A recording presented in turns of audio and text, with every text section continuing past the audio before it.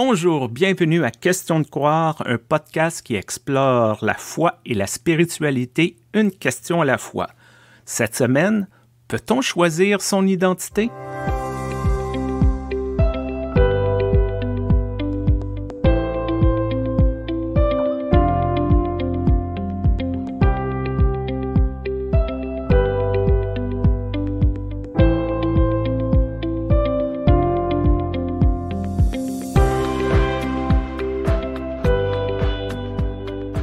Comment ça va Stéphane? Là, c'est la nouvelle année et d'ailleurs, je souhaite la bonne année, nouvelle année à chacune, chacun, à toutes celles et ceux, personnes non-binaires aussi qui nous écoutent.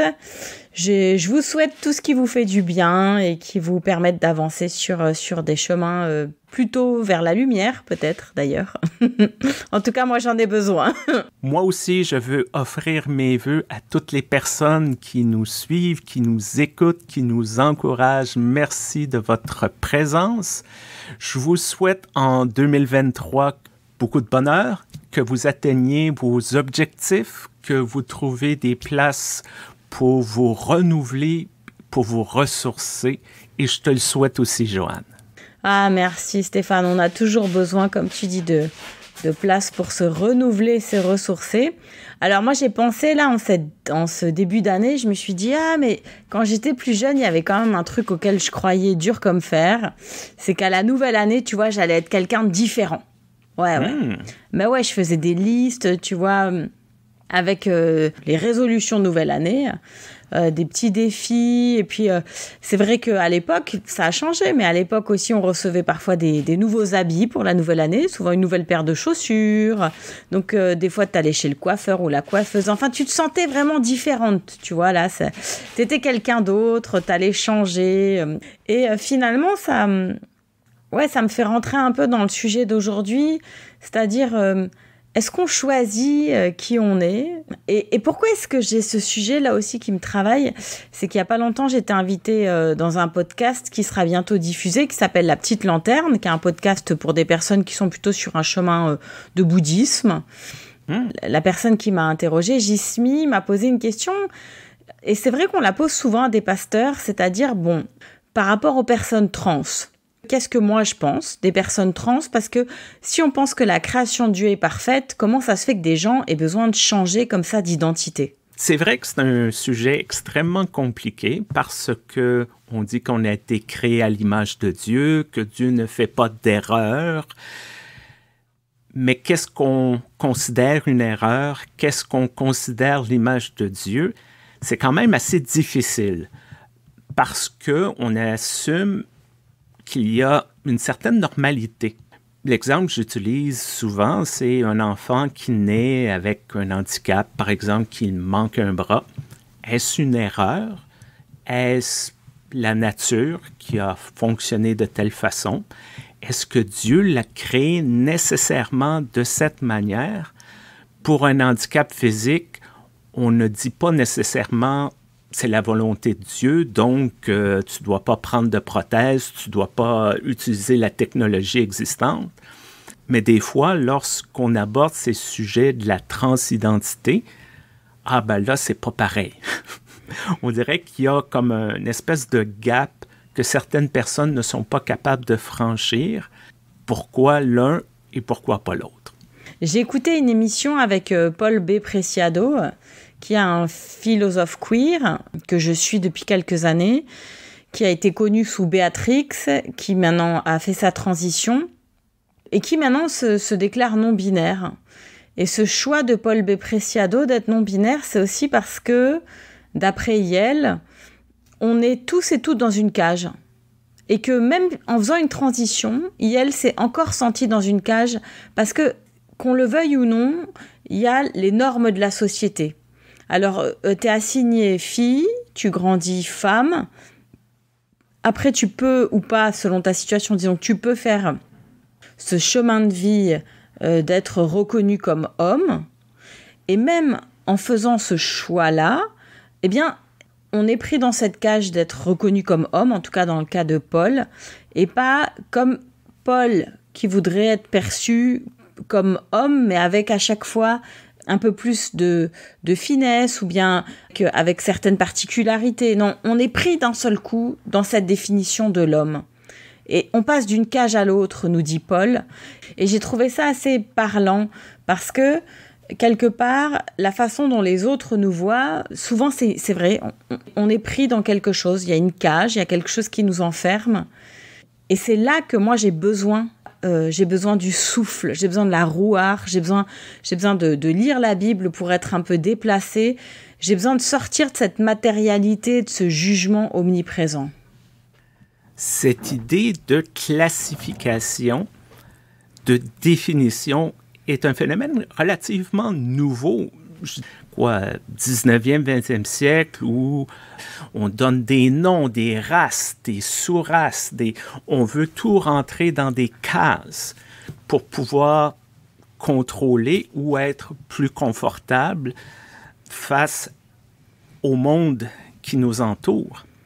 Donc, naturellement, un homme est un homme avec une série de caractéristiques associées à la masculinité, la même chose pour les femmes, mais aussitôt qu'on essaie de sortir de ces boîtes, de ces cages, je comprends très bien l'allusion, c'est sûr que ça dérange, c'est sûr que c'est un peu déstabilisant et ça prend une réécriture ou une nouvelle compréhension. Et retourner à la Bible, le danger, c'est d'amener nos définitions du 19e, du 20e, du 20e siècle dans un monde qui ne pensait pas nécessairement comme ça. Et c'est toujours ça le danger d'importer nos valeurs dans les textes bibliques. Il y a l'identité narrative de Paul Ricoeur. Alors c'est un petit peu la troisième voie, cette identité narrative, puisque Paul Ricoeur définit la mêmeté, donc c'est ce qui perdure chez nous, ce qui fait un petit peu l'intangible dans nos vies, ce qui ne bouge pas trop. Moi, toute ma vie, je serai franco-espagnole. Voilà, probablement, ça, c'est quelque chose qui va pas trop bouger. C'est mes identités culturelles et je pense pas qu'entre-temps, je vais devenir australienne. C'est possible, mais quand même, je resterai franco-espagnole, disons. Et puis, il y a l'ipséité, c'est ce qui change en nous. Alors, peut-être ce qui change en moi, c'est mes cheveux plus ou moins courts, plus ou moins longs. Peut-être mon gabarit aussi, bien sûr. Quand j'étais jeune, j'avais un autre gabarit. J'en aurais peut-être un autre à la vieillesse. Bref. Et puis, après, il y a l'identité narrative. Il y a la façon dont moi, je vais le raconter. Et Paul Ricoeur met vraiment l'accent là-dessus. Et c'est là qu'on sent finalement son arrière-fond, son éducation protestante réformée, quelque part. L'importance de pouvoir se raconter. Et c'est pas une vérité historique. Donc c'est un peu comme la Bible. La Bible, c'est pas une vérité historique. La Bible, ce sont des témoignages. Voilà, ce sont des narrations et parfois des identités narratives, la façon dont Paul se raconte aussi, qui est assez émouvante.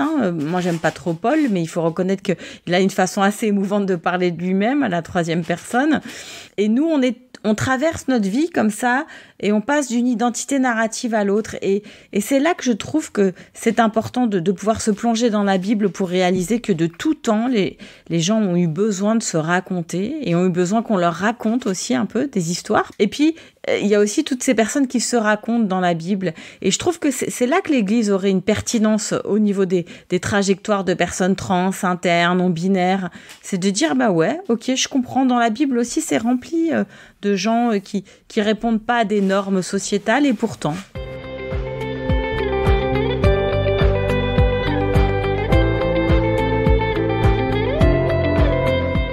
Le passage biblique qui me vient en tête, qui illustre le plus cette conversation, c'est le passage de l'eunuque dans le livre des Actes des Apôtres.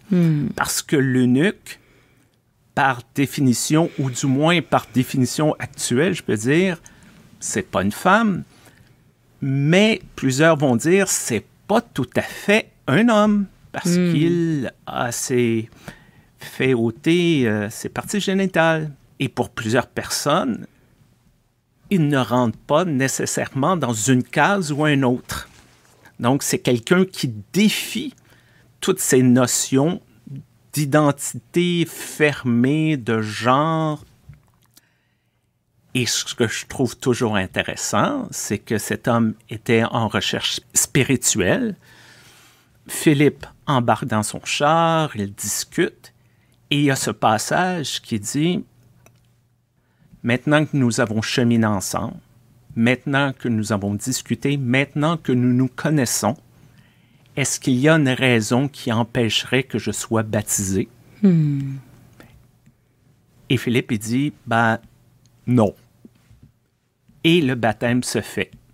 Et je crois qu'ici, il y a comme une révolution de dire ton enveloppe extérieure, c'est pas ça qui empêche de pouvoir appartenir à la grande famille de Dieu. C'est vrai que maintenant que tu le racontes sous cet angle-là, je me rends compte de la puissance de ce message. Et ça me ramène à quelque chose qui très souvent me réconforte depuis que je suis enfant. C'est de me dire que Dieu me connaît depuis que je suis dans le ventre de ma mère. Et alors c'est tout simple, c'est juste une antienne, quelque chose que je me répète, de me dire Dieu sait exactement où je suis, où j'en suis, et ce depuis bien avant que je puisse moi-même prendre conscience de qui je suis. Et d'ailleurs, qui je suis, eh bien, ça évolue, et des fois, c'est même un petit peu inquiétant de voir des gens qui ont tellement changé. C'est vrai que ça peut nous déstabiliser, surtout par exemple, moi je suis mariée depuis 20 ans, tout ça, chez moi tout est très normé. Et des fois je vois des gens, en 20 ans, ils ont pu changer plusieurs fois de pays, puis ils ont changé plusieurs fois de conjoint ou de conjointe, et puis je me dis mais attends, c'est fou ça. Et puis en même temps, ça c'est, qu'est-ce que j'en sais moi de qui ils sont ?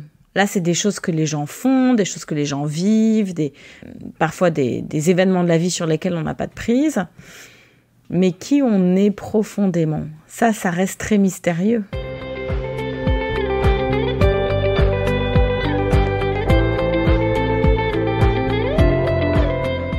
Alors, c'est vrai que souvent, en tant que pasteur, on reçoit des gens qui viennent de milieux oppressifs.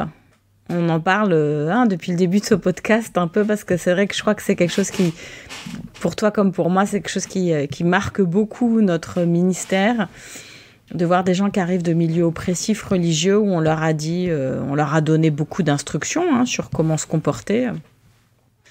Et moi, c'est quelque chose qui m'échappe complètement.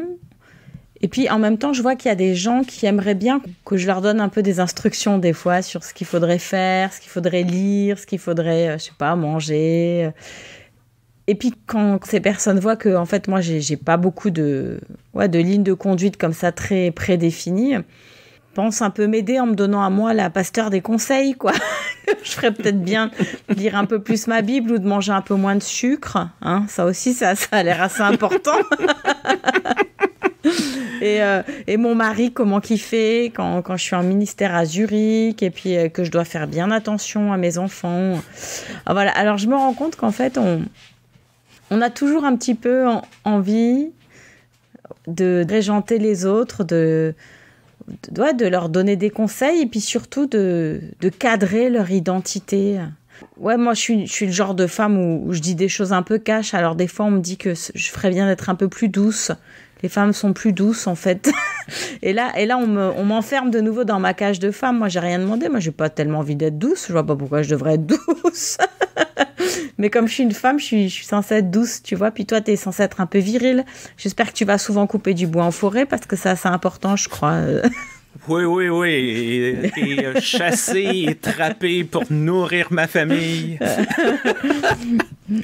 C'est vrai, voilà. On revient aux identités qu'on calque sur les autres et dans lesquelles, je crois, Dieu n'a rien à voir, en fait. Je pense que c'est cette confusion entre notre volonté et la volonté de Dieu que on fait souvent, et malheureusement, trop de personnes en position d'autorité dans les églises font souvent. Moi, je crois sincèrement, et je vous avertis, désolé pour le vocabulaire que je vais utiliser, que Dieu n'en a rien à cirer de nos identités.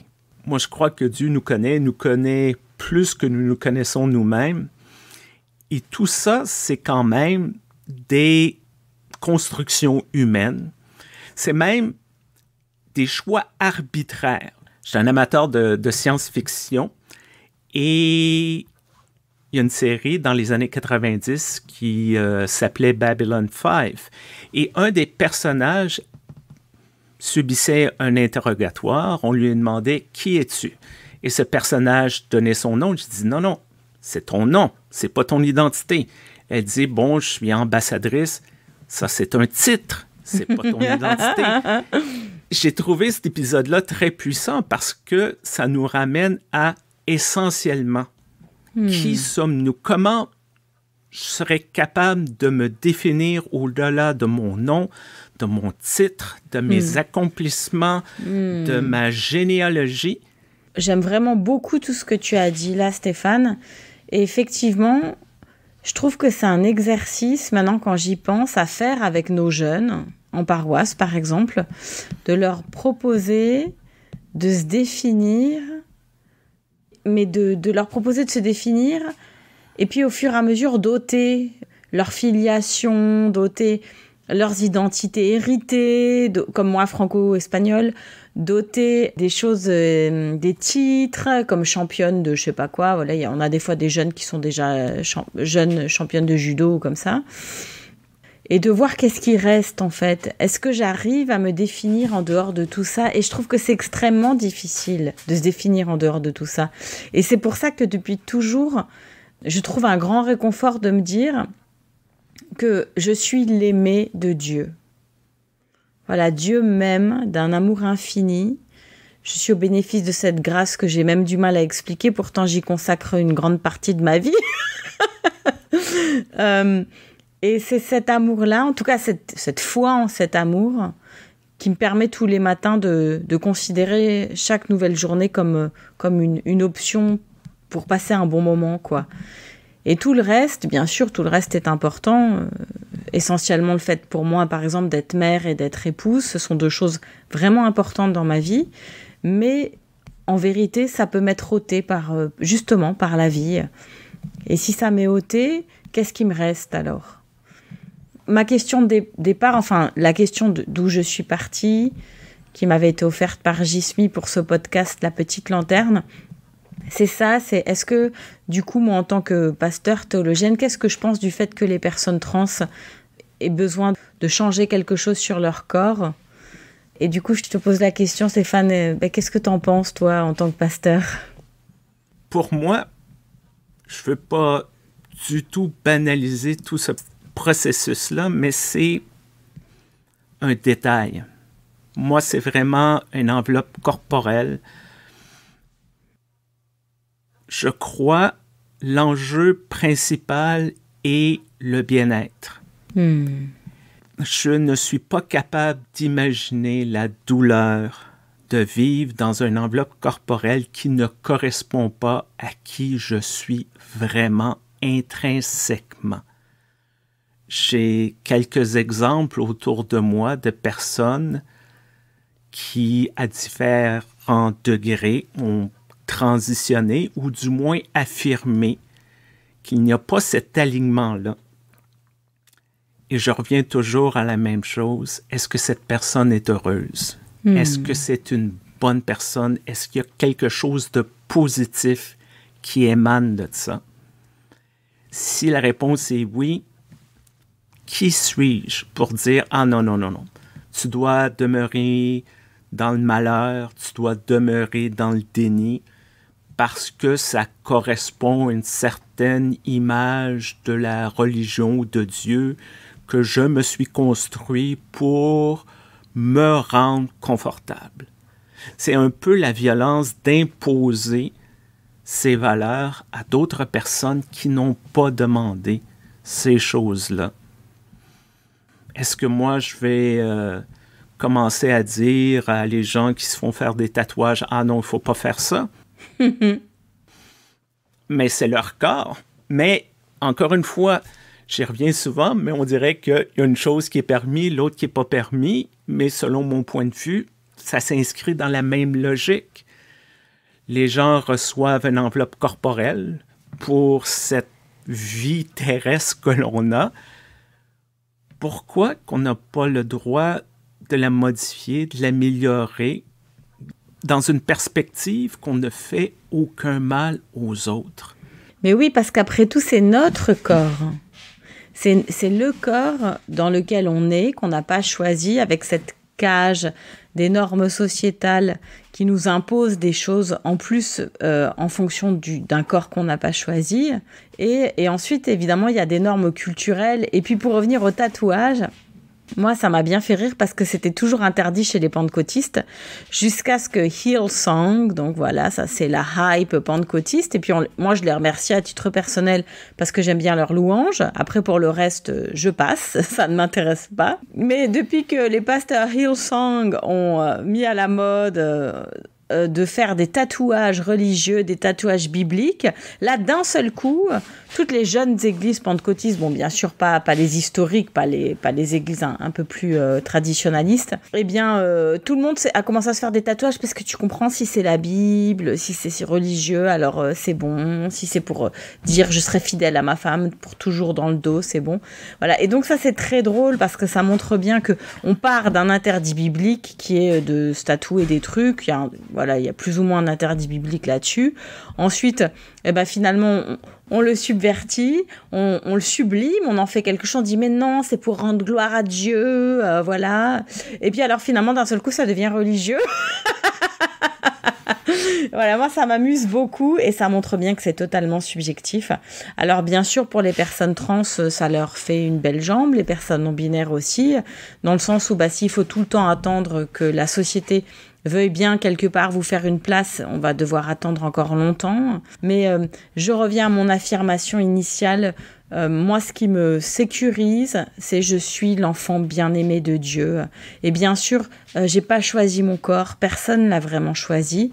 Mais je vais pas non plus passer toute ma vie à essayer de le conformer aux besoins et aux attentes des autres. Je pense à mon poids, par exemple. Et donc, je souhaite pas que les autres aient besoin de se conformer aux attentes et au regard des autres. Et donc, j'aimerais bien qu'on soit tous et toutes libérés de ces normes-là. Moi, je crois que Dieu nous appelle à atteindre notre plein potentiel.